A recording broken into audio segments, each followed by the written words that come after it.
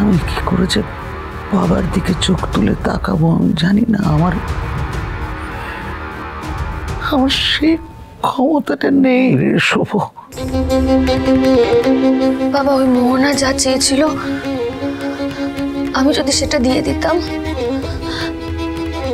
আমি যদি আদিকে ছেড়ে এই পরিবার ছেড়ে কোথাও চলে যেতাম, তাহলে তোমাদেরকে আজকে এই দিন দেখতে হতো না বাবা। আমি খুব স্বার্থপর বাবা, আমি সেটা করতে পারিনি বাবা। আমি তোমাদেরকে ছেড়ে যেতে পারিনি, আমি পরিবার ছেড়ে যেতে পারিনি, আমি আদিকেও ছেড়ে যেতে পারিনি বাবা।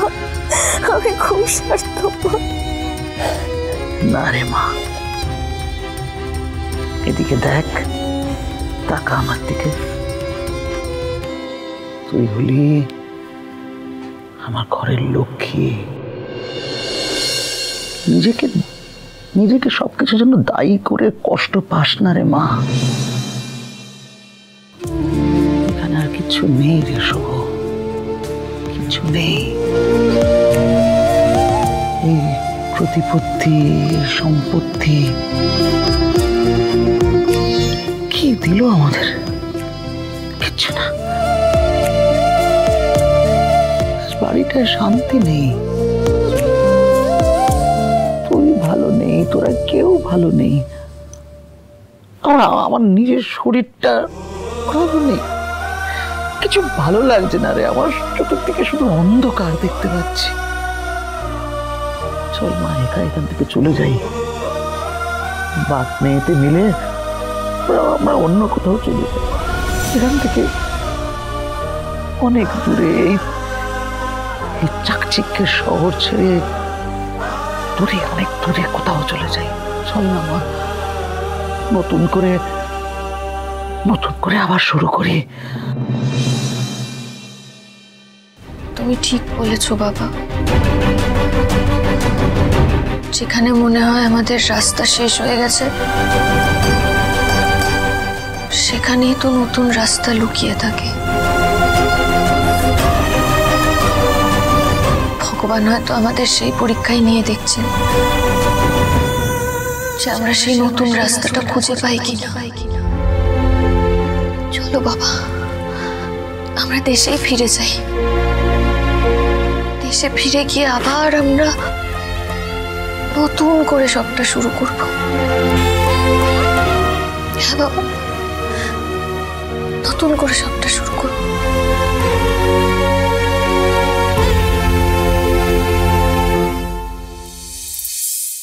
আমাদের পরিচিত যারা আছেন তাদের সকলকে আমি ফোন করেছিলাম, কিন্তু মা আমাদের কেউ সাহায্য করতে রাজি নয়।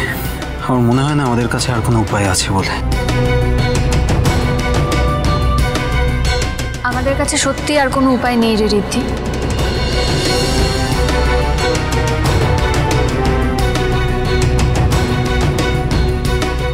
এবার আমাদেরকে একটা সিদ্ধান্ত নিতে হবে।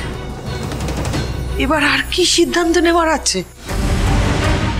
আমরা তো পুরোপুরি ডুবে গেছি, সামনে খড়কুটোটুকু নেই যে সেটা ধরে বাঁচবো। আমাদেরকে দমানো এতটাও সহজ নয় গো। কি করবি শুভ? আর কি করার আছে বল? লড়াই যে করব, সেই লড়াই করার শক্তিটুকু আর নেই রে শুভ।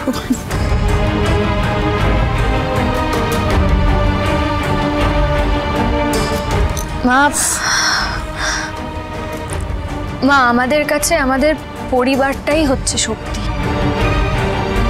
হতে পারে যে এই পরদেশে আমাদের আর কিচ্ছু হওয়ার নেই, কিন্তু আমরা যদি স্বদেশে ফিরে যাই, তাহলে আবার আমরা সবাই মিলে সবটা শূন্য থেকে শুরু করতে পারবো। আমরা দেশে ফিরে যাই।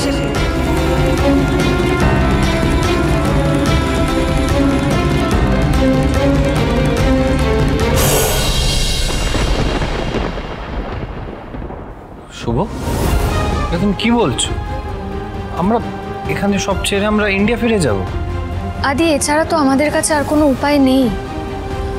বরং দেশে ফিরে গেলেই তো ভালো হবে। ওখানে আমাদের চেনা জায়গা, চেনা লোকজন, আমার সমবায় রয়েছে, সেখানকার মেয়েরা রয়েছে, আমার বাবা রয়েছে। আমরা সবাই মিলে ঠিক কিছু না কিছু একটা ব্যবস্থা করে নিতে পারবো, তুমি দেখো। শুভ যা বলছে কথাটা ঠিক, কিন্তু আমরা ওখানে থাকবো কোথায়? রোজগারই বা কি হবে? সবই তো এখানে তৈরি ছিল। আমরা কি ইন্ডিয়াতে গিয়ে সবাই থাকতে পারবো? আমাদের মাতৃভূমি আমাদের কাছে আমাদের মায়ের মতন। মা তার সন্তানকে কখনো ফেরাবে না, বরং আমার তো মনে হয় আমরা দেশে ফিরে গেলেই আবার সবাই মাথা তুলে সম্মানের সঙ্গে দাঁড়াতে পারব। আমার কিন্তু পূর্ণ সমর্থন আছে। দেখো, দেশে গেলে আমরা ওই আকাশ আর মোহনার এইসব ঝামেলা থেকে অনেক দূরে থাকতে পারবো। আবার আমরা নতুন করে শুরু করতে পারবো। মোহনা আমার যা ক্ষতি করেছে তার ফল ওকে একদিন পেতেই হবে। ও মাই গড, ব্যাপারটা যেরকম বুমেরাং হয়ে যাবে আমি তো সেটা ভাবিনি। আমি কি করে তোমাদের সাথে দেশে ফিরবো বলো তো? না মানে আমি এখানেই বর্ন অ্যান্ড ব্রট আপ, আর তার উপর দেশে ধুলো বালি কাদা গরম পলিউশন, আমি না দেশে সার্ভাইভ করতে পারবো না শুভদীপ।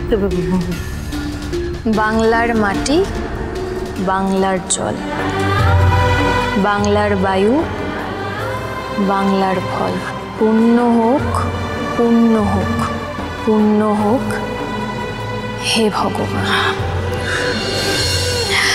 ডোনা, আমাদের সবারই কিন্তু এখানে কম বেশি দেশেই জন্ম, তাই দেশ আমার কাছে খুব গর্বের একটা বিষয়। আর একটা কথা কি বলতো, ওই দেশেই তো তোর স্বামী, সংসার, পরিবার সব কিছুর শিকড় রয়েছে।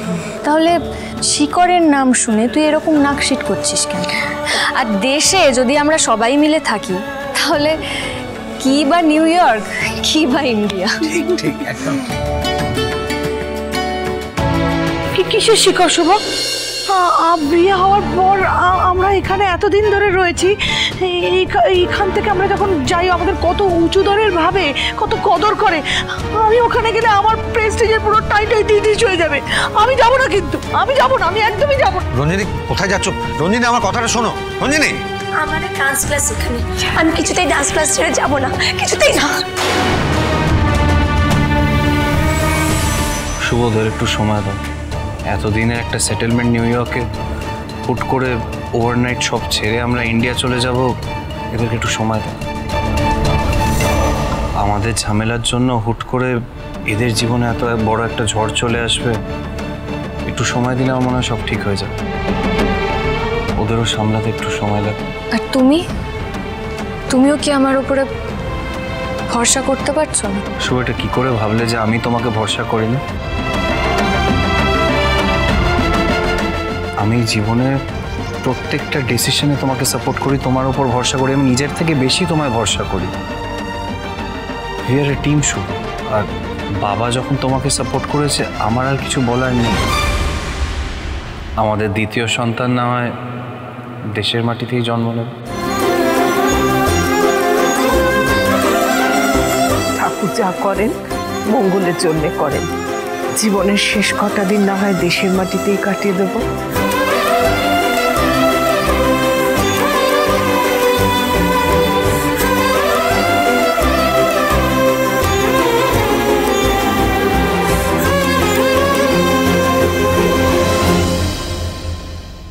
যে লাইফে আয়ান নেই, সে লাইফের কোনো মানে নেই আমার কাছে।